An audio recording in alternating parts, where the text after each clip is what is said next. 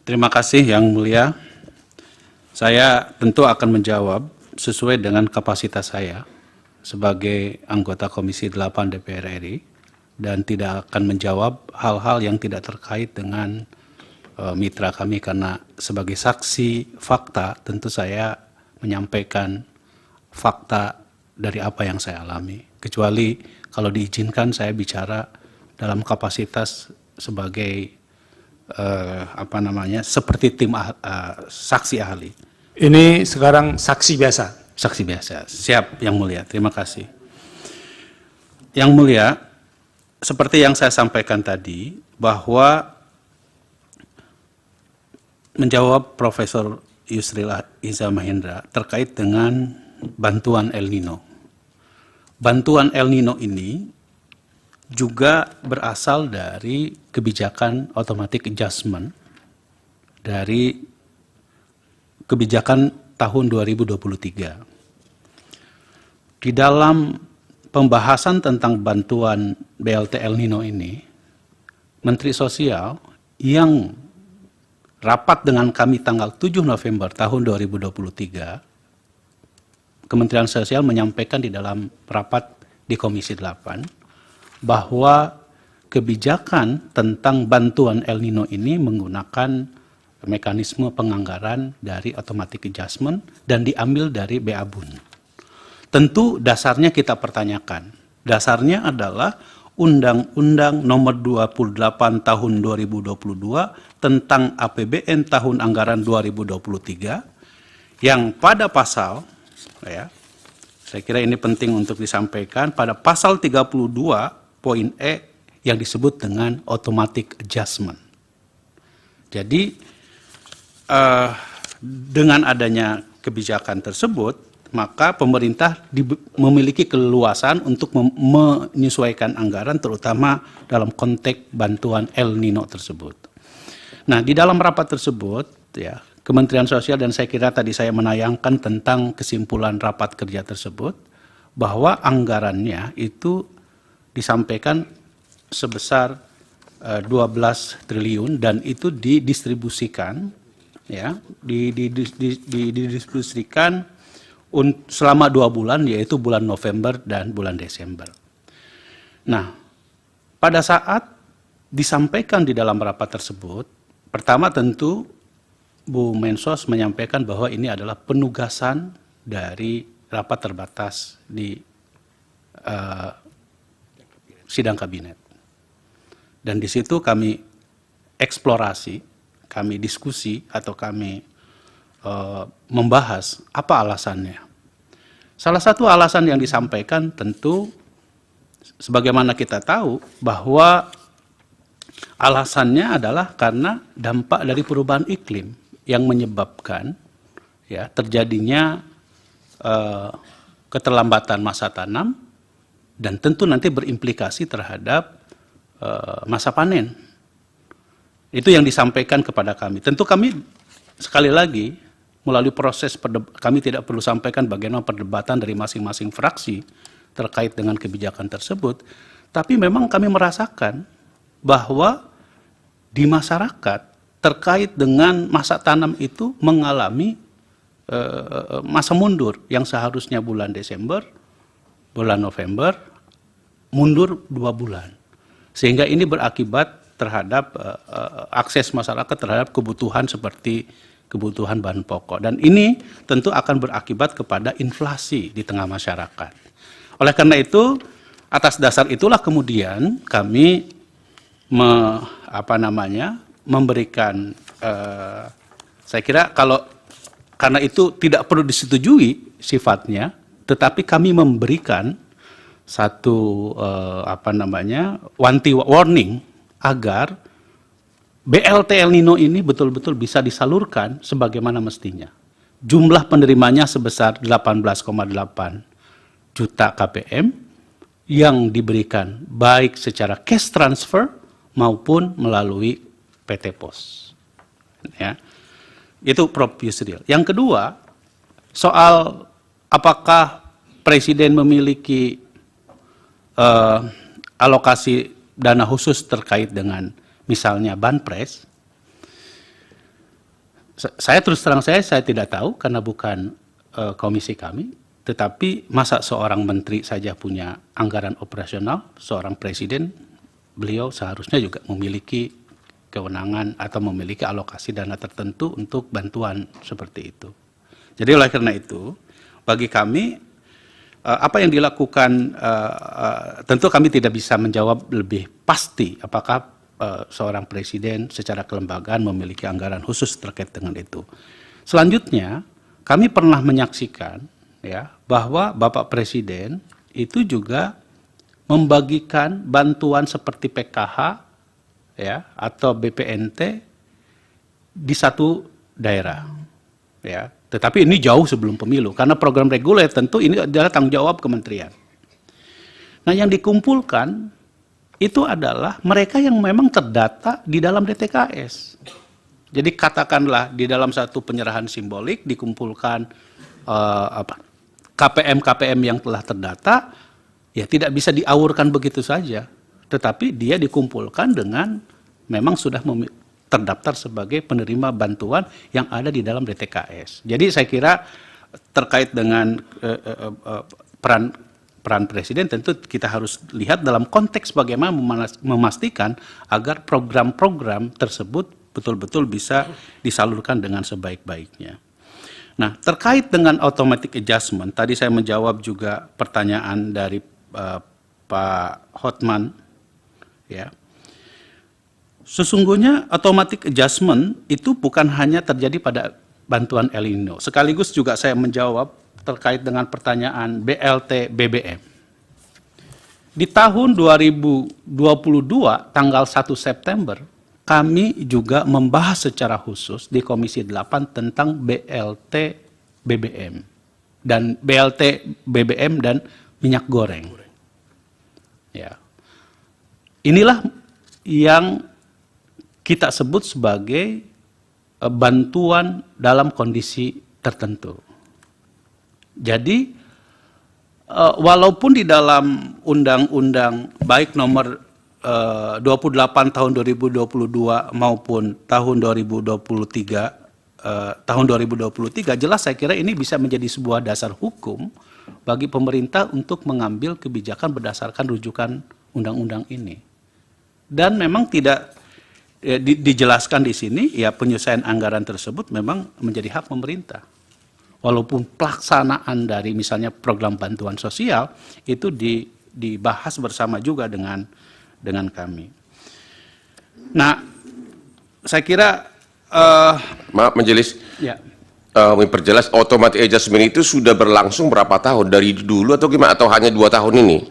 Saya terus terang saja, kalau era COVID kita memiliki undang-undang sendiri terkait dengan saya lupa undang-undang tentang COVID. Itu kan jelas bahwa pemerintah diberikan fleksibilitas untuk yang disebut dengan PEN itu, program pemulihan ekonomi nasional. Nah, yang saya bawa di sini adalah Undang-Undang Nomor 19 Tahun 2023 dan Undang-Undang Nomor 28 Tahun 2022 ini jelas merupakan automatic adjustment, sebuah penyesuaian anggaran disebabkan karena dalam bahasa undang-undangnya adalah pemerintah dapat menempuh langkah kebijakan yang berkaitan dengan pendapatan negara, belanja negara, dan atau pembiayaan anggaran untuk menghadapi ancaman yang membahayakan perekonomian nasional dan atau stabilitas sistem keuangan. Ini jelas saya kira yang menjadi dasar hukum dalam konteks automatic adjustment ini. Izin saya mau itu minta penegasan. Undang-Undang Nomor 2 Tahun 2020 Ya. tentang penetapan Perpu Nomor 1 Tahun 2020. Silakan Prof. Yusril. Ya, Terima saya kasih, ingin Yang minta Mulia. penegasan, bukan bertanya yang baru. Saya ingin penegasan saja dari Pak Aceh. Jadi inisiatif untuk adjustment tadi itu sebenarnya datang dari Menteri Sosial ke DPR. Dan yang kedua, terjadilah perubahan jumlah bantuan untuk El Nino, tapi bantuan El Nino itu seluruhnya dilakukan melalui bank transfer dan pos wesel seperti itu. Apa seperti itu? Betul. Silakan ditegaskan. Ya, izin Prof. Yusril kami menjawab. Jadi permohonan, jadi Kementerian Sosial menyampaikan surat kepada Komisi 8 terkait dengan adanya hasil rapat kabinet terkait dengan kebijakan BLT El Nino ini. Sehingga kami mengundang Kementerian Sosial untuk membahas di dalam rapat kerja tersebut yang tertanggal 7 November. Jadi tentu sebagai bentuk pertanggungjawaban dari Kementerian Sosial, tentu karena dia punya mitra Komisi 8, ya beliau menyampaikan di dalam rapat Komisi 8 tersebut. Begitu. Dan kemudian disepakati bahwa memang proses penyaluran bantuannya itu yaitu dengan cash transfer dan juga melalui PT Pos. Nah, cash transfer dan PT Pos ini sama dengan bantuan reguler yang lainnya, yaitu program bantuan pangan non-tunai atau yang disebut dengan kartu sembako. Kira-kira begitu, Prof. Silakan dilanjutkan. Bisa kami lanjutkan? Silakan. Ya. Menjawab pertanyaan dari Pak Refli Harun ya, soal condong kepada insentif elektoral legislatif, memang harus kami akui. Saya kira kita tidak bisa banyak saya kira teman-teman kami di komisi yang lain yang mencoba memanfaatkan mitra-mitranya dalam konteks bagaimana membangun insentif elektoral tersebut. Nah, terkait dengan kalau ditanya kepada saya sendiri apakah saya mengkampanyekan 02, saya bilang saya tidak. Kenapa? Karena saya merasa bahwa kami tidak pada tempatnya untuk menggunakan program-program ini untuk kepentingan capres. Nah, itu perlu, dan itu bisa disampaikan kepada, bisa dicek kepada masyarakat yang mengikuti program-program kami. Nah, pertanyaan tentang pernyataan Ketua Umum kami, Pak Airlangga Hartarto, perlu kami tegaskan bahwa saya beberapa kali juga mendampingi beliau untuk mengikuti kegiatan dalam konteks bagaimana memastikan program bantuan pangan tersebut diberikan kepada masyarakat. Di situ ada Bulog, ya, di situ ada Badan Pangan Nasional, tapi memang tidak ada Kementerian Sosial. Ya, dalam kapasitas kami tentu di situ sebagai pimpinan Komisi 8 dan juga sebagai kader partai. Nah, tentu pernyataannya Pak Airlangga saya kira juga beliau tepat daripada misalnya Pak Airlangga mengatakan ini bantuan dari Menko, lebih tidak tepat lagi Pak. Apalagi beliau adalah ketua umum partai, nanti dianggapnya politisasi untuk Partai Golkar Pak. Jadi karena itu yang perlu kami tegaskan bahwa program apa yang disampaikan oleh Pak Airlangga saya kira juga tepat. Karena Pak Presiden ya sebagai kepala negara, tentu beliau yang selama ini juga memiliki inisiatif untuk mengambil kebijakan-kebijakan tertinggi. Nah, Pak Todung, terima kasih atas, saya kira ini perdebatan yang selalu muncul dalam pembahasan di Komisi 8. Terkait dengan apakah konsepnya adalah charity atau konsepnya adalah empowerment atau pemberdayaan. Tapi pada prinsipnya, ada kelompok masyarakat yang tidak bisa diberdayakan, Pak. Apa itu? Lansia, disabilitas, ya kelompok-kelompok yang memang atensi. Atau memang masyarakat yang memerlukan bantuan secara langsung, misalnya dalam kondisi bencana. Saya kira kita juga harus mengklarifikasi.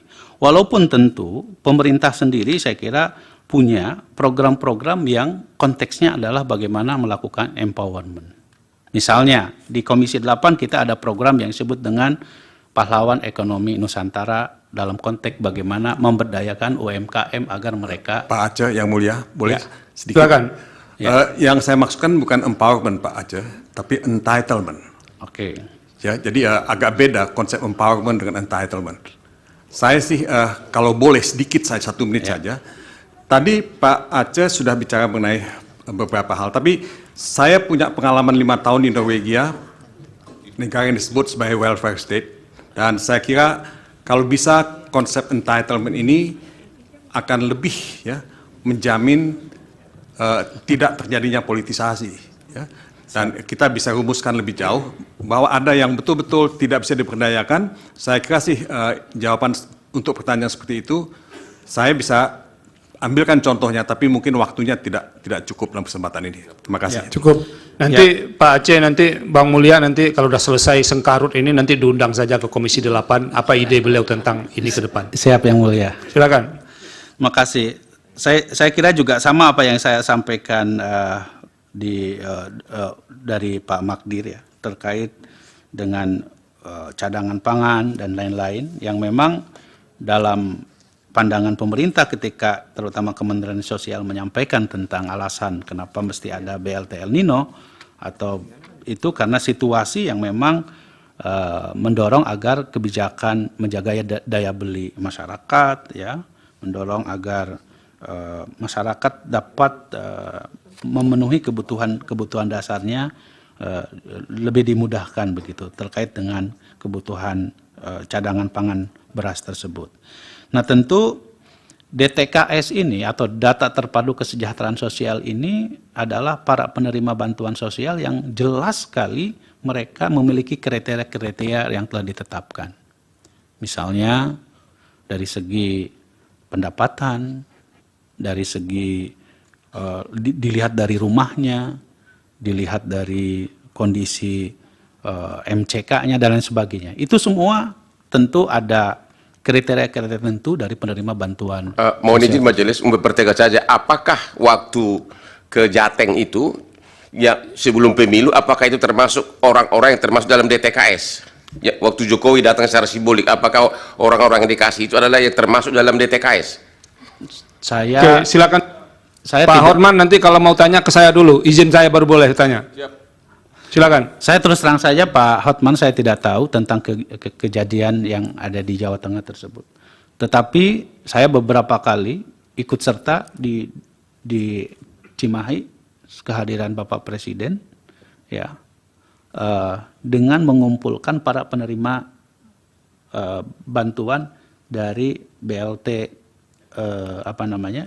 PKH tersebut. Jadi orangnya sudah ada, dia adalah penerima Dalam DTKS. dalam DTKS itu. Jadi tidak sembarangan. Nah, apakah Komisi 8 melakukan evaluasi terhadap berbagai program tersebut? Tentu kami melakukan evaluasi, termasuk memastikan agar penerima bantuannya tersebut tepat sasaran. Karena salah satu masalah yang sering dihadapi di dalam konteks penyaluran bantuan sosial itu adalah soal data. Maka kami di Komisi 8 juga pernah membuat panitia kerja verifikasi dan validasi data kemiskinan, agar betul-betul bantuan sosial tersebut tepat sasaran, tepat guna, dan sesuai dengan apa yang dibutuhkan oleh masyarakat. Nah, Agak disederhanakan Pak Aceh. Iya. Dari Hakim ada 3 pertanyaan tadi. Silakan. Yang mulia, Yang mulia, saya boleh. Di besok masih ada pendalaman, jadi mohon bersabar Pak Magdir. Kalau semuanya dikasih kesempatan nanti di sini minta juga report kita. Ini banyak yang belum salat asar ini, termasuk para hakim. ya, yang mulia Pak Arsul senior saya yang hebat. Saya tentu Pak Arsul lebih berpengalaman dibandingkan dengan kami di DPR. Tetapi ketika tadi saya menyampaikan ini ada 2 undang-undang yang mendasari dari automatic adjustment, termasuk juga tadi yang disampaikan soal Perpres terkait dengan kesejahteraan sosial. Tapi saya ingin menegaskan yang mulia bahwa tentang pelindungan sosial ini merupakan belanja menurut fungsi. Jadi bukan belanja berdasarkan atas institusional. Kenapa menurut fungsi? Karena di sini pula bahwa soal perlindungan sosial ini adalah tugas negara yang lintas sektoral. Bukan hanya pada kementerian tertentu, tetapi harus melibatkan berbagai kementerian dan lembaga-lembaga yang lain. Karena itu maka tadi kalau kita masih menyebut bahwa perlindungan bantuan sosial 497 triliun, menurut saya itu tidak tepat. Kita harus klarifikasi. Ya bantuan sosial apa yang disampaikan oleh Kementerian Sosial dan apa yang menjadi tugas dari Kementerian Kesehatan, Kementerian Pendidikan dan Kebudayaan. Nah, itulah yang disebut dengan bantuan sosial. Subsidi bukan bagian dari bantuan sosial. Itu perlindungan sosial. Payung besarnya adalah perlindungan sosial. Jadi kita harus bedakan. Karena fungsi dari bantuan sosial efeknya beda. Fungsi dari jaminan sosial efeknya juga beda. Fungsi dari perlindungan sosial juga subsidi konteksnya juga beda. Jadi saya kira kita harus lihat bahwa ini adalah yang mulia merupakan merupakan fungsi gitu ya, belanja menurut fungsi. Kemudian yang mulia Pak Guntur, beliau mempertanyakan kepada kami terkait dengan tadi ya, apakah di dalam proses metode penyalurannya tersebut memang kan ada dua tadi Pak, ada cash transfer, ada penyalurannya melalui PT Pos. Nah, yang PT Pos ini ya, itu kami bisa hadir pada saat penyalurannya. Karena PT Pos biasanya mengundang KPM ke pos, lalu kami hadir di situ. Atau PT Pos mengundang KPM-nya itu di kantor-kantor desa, kita hadir di situ. Untuk atas nama pengawasan, Pak. Sekali lagi, atas nama pengawasan. Tapi ada elektoral di situ. Ya, itu kalau ada alhamdulillah, Pak. Iya, silakan. Nah, terakhir dari yang mulia Ibu Eni, bahwa di dalam presentasi kami ada anggaran perlindungan sosial yang lain yang lebih besar, sebesar 53,1 triliun. Kalau kita lihat catatannya adalah untuk bencana, untuk iuran JKP, untuk bansos lainnya, untuk cadangan penanggulangan bencana, dan belanja lainnya yang belum dialokasikan. Ini konteksnya juga saya kira kita tahu bahwa kita ini kerap kali suka terjadi bencana. Tentu mesti ada satu fleksibilitas anggaran pada saat menghadapi kemungkinan-kemungkinan tersebut. Sepengetahuan saya begitu, Ibu. Saya kira demikian. Terima kasih Pak Aceh. Pak Wahid, silakan. Yang mulia, pertanyaan saya belum dijawab tadi. Yang apa itu? Pertanyaan saya bahwa ada situasi kegentingan Ya, apa yang ada nggak mendasari situasinya Pak kebijakan Aceh? Situasi kegentingan berbeda sehingga tahun ada apa? 2020. Yang adjustment tadi itu digunakan. Apa justifikasinya itu yang ditanya oleh Pak Sira tadi? Ya, salah satu yang disampaikan, yang mulia izin, salah satu yang disampaikan oleh pemerintah kepada kami dan kami tentu menyetujuinya adalah soal mitigasi El Nino itu memang terjadi di masyarakat. Ya, keterlambatan masa tanam, gagal panen, itu membuat masyarakat menjadi sulit untuk mendapatkan ketersediaan beras.